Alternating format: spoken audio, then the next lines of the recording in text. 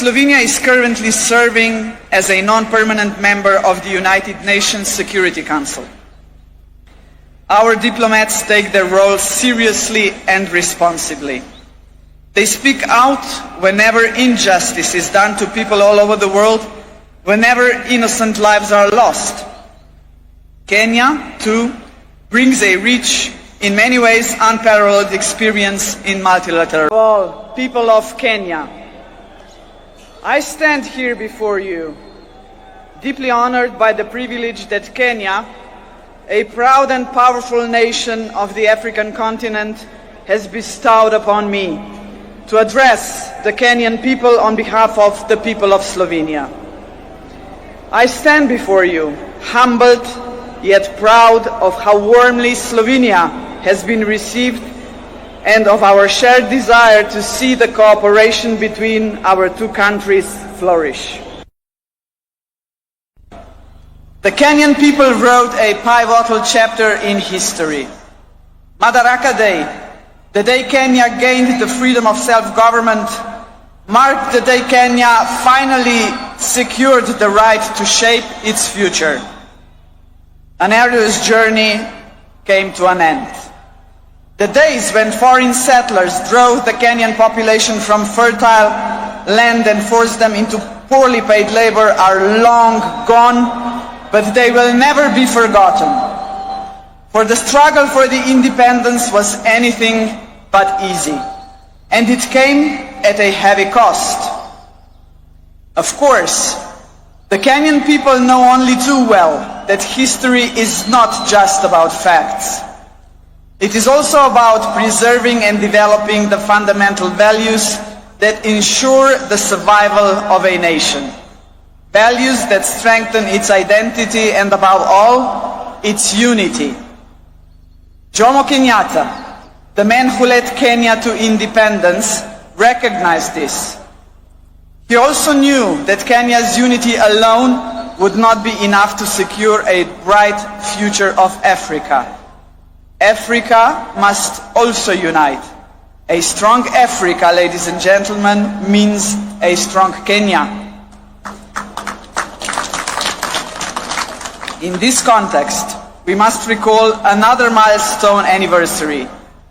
The year 1945 not only marked the end of the Second World War. That year, 80 years ago, the Pan-African Federation was created. The founders of the Federation, including Jomo Kenyatta, sent a clear message to the world. 700 million people living under colonial rule and without rights had had enough. They demanded their place under the sun.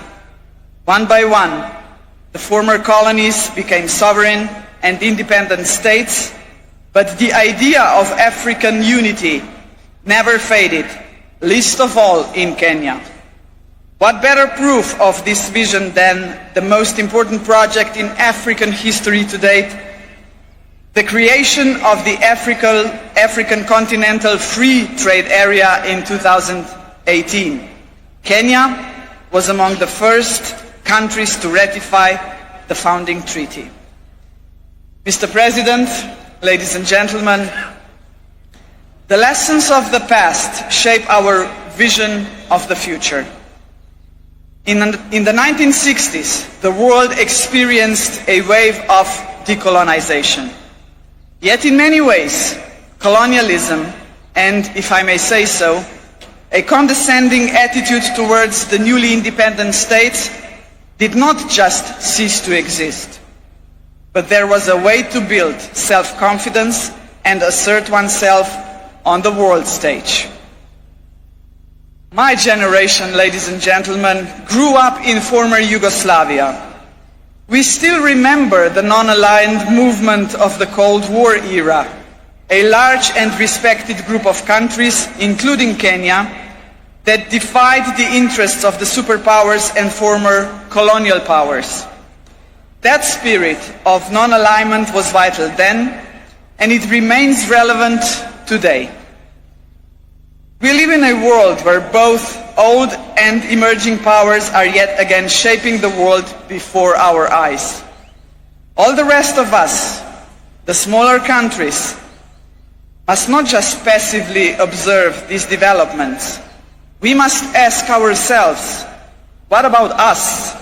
Are we ready to raise our voices? And Mr. President, we are ready. Both our countries are preparing for the future, and we have chosen the right path. Sustainable economic growth, protection of rich biodiversity, a strong will to keep pace with rapid scientific development, a commitment to multilateralism, to international cooperation and tackling common problems. These are the values that unite us.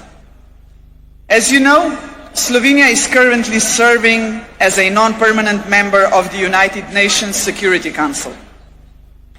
Our diplomats take their role seriously and responsibly. They speak out whenever injustice is done to people all over the world, whenever innocent lives are lost. Kenya, too, brings a rich, in many ways unparalleled experience in multilateralism. The international importance of the country is reflected in the fact that several United Nations agencies are based here. Both our countries believe in multilateralism because peace, justice and prosperity should not be the privilege of some at the expense of others. We are, after all, an international community, and in a community we look out for one another. And in a community, solidarity matters. In a community, cooperation must be our goal, not selfishness. In a community, peaceful settlement of disputes, not wars, must be the norm. Only such a united community will be capable of confronting the world's most urgent challenges, such as poverty and climate change, lack of access to basic needs and social exclusion. This is why we should be proud that there are several projects in which Kenya and Slovenia are working together to support each other in tackling this kind of challenges. Dear Mr. President, dear people of Kenya, the Slovenian people celebrate Madaraka Day with you.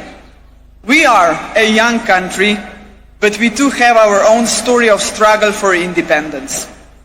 We celebrate with you because we are both proud and confident nations, nations that revere the past yet look firmly to the future. We must not be discouraged by the troubled world in which we live. We should look for opportunities that lead to a strong economy, scientific progress, innovation and environmental protection. Unity and determination have brought us this far. They will take us even further. As late Kenyan and African literature giant Ngugi wa Thiong'o had said in his Dreams in a Time of War, believe in yourself is more important than endless worries of what others think of you. Value yourself and others will value you. Validation is best that comes from within. Happy Madaraka Day. Asante sana.